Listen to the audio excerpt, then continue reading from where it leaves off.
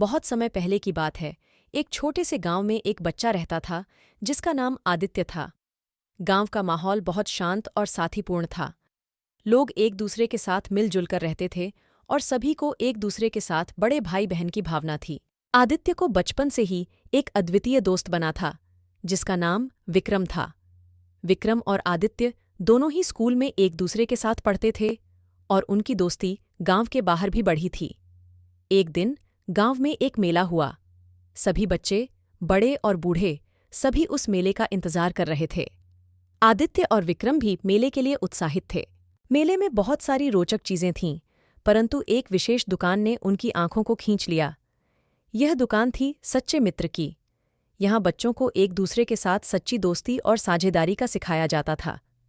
आदित्य और विक्रम ने बिना किसी देरी के उस दुकान की ओर बढ़ाया कदम।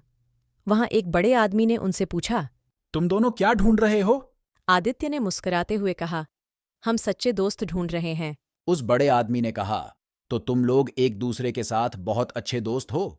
विक्रम ने उत्साहित होकर कहा, हाँ, हम बहुत अच्छे दोस्त हैं। बड़े आदमी ने मुस्कुराया और कहा, तो तुम दोनों मेरे दोस्त हो जाओ। यहां तुम्हें सिखाऊंगा कि सच्ची मित्रता क्या होती है और वह कैसे जीती जाती है।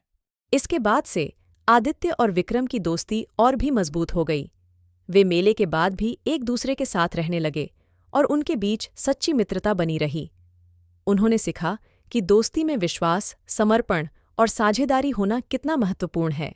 इस कहानी से हमें यह सीखने को मिलता है कि सच्चे दोस्त हमारे जीवन में कितना महत्वपूर्ण होते हैं और हमें उन्हें संभाल कर रखना चाहिए।